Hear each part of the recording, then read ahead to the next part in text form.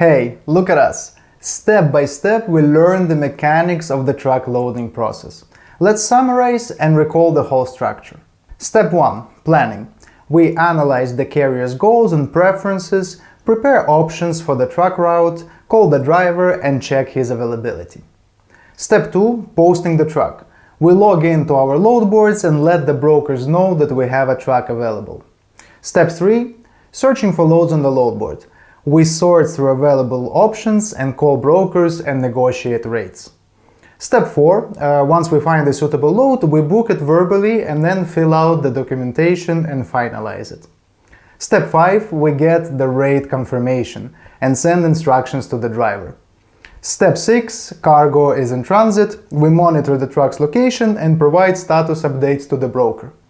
Step 7. Driver delivers the load and we get the proof of delivery. Step 8. We invoice the broker on behalf of the carrier. And Step 9. We keep a record of each shipment and keep track of our commissions.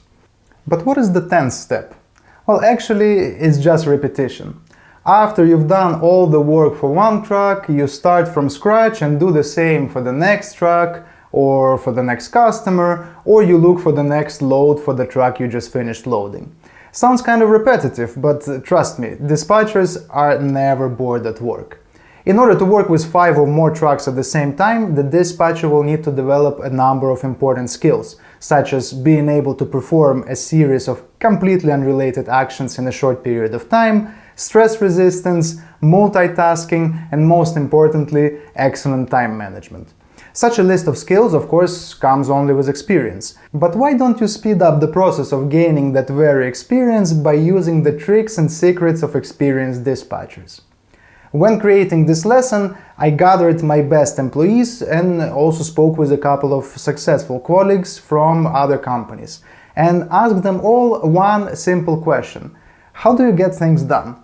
Here's a list of answers and recommendations from the best dispatchers in the industry. I do all the planning and analysis outside of working hours. I also try my best to move long calls with clients and drivers to the end of the day. When the clock strikes 8 a.m., all my focus is on brokers and booking loads. I don't keep anything in my head. Every little note, every task, every important detail goes into my notebook. If a new task comes up and I don't immediately get started on it, it goes straight into my notebook. Sometimes I have to write out and accomplish 100 tasks in a day. Unless absolutely everything is written down, my head explodes. In the morning I post and update all the trucks on the load boards and send emails to all my brokers letting them know of truck availability. Sometimes I have 12, 13 trucks for one day, so it's impossible to search for a load for each one. I cover most of the trucks with incoming offers because I have a broker network that know me well and send me good offers. The trucks that are supposed to leave today, I post with a phone number. The ones that leave tomorrow or later, always with an email. Otherwise, I get a lot of distractions. When I've dealt with most of today's trucks, I start processing all the emails. Then I go back and post tomorrow's trucks again, but now with a phone number. When I call on loads, I always keep a separate note for each load. There might be a lot of calls, so I have to save the information so I don't have to call the same broker many times. On most boards, you can mark the loads that you don't like and remove them from the list. Be sure to always mark the pickup time. Then, if it hangs on the board for a long time, I check how much time the broker has left to close the load. The less time they have, the more they're willing to pay.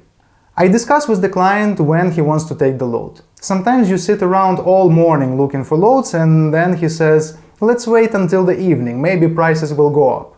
It's a waste of time. It's better to call right away and say, "I'm looking for loads," and discuss how much money he wants to make or what his goal is. Good communication saves a lot of time. If possible, I book at least 1 to 2 loads in advance. Everything of course depends on the customer. It's not suitable for everyone, but carriers who work this way always earn more in the long run. I always make the last hour of work count. It's the key to success. Many people think that the last hour of work is a time to relax. They think, oh, I have a truck for tomorrow, whatever, I load it tomorrow. Me, I sit there at 6 p.m. calling for tomorrow's loads. I run into brokers who are also interested in closing tomorrow's shipments today. I find common ground with them and we work well together. There are guys with whom I regularly call every day at the end of the day, and together we're looking for opportunities to get some of tomorrow's work done. I recommend making a note to yourself and reviewing this class, say, a month after you start working.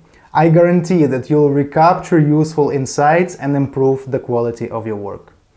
Well, we're finishing up this module, and at the same time we're finishing up the first introductory part of the course. The next 4 modules are the second, advanced part.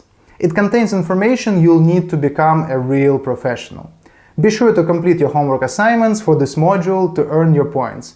And of course, don't forget to leave a couple of days to rest and absorb the information.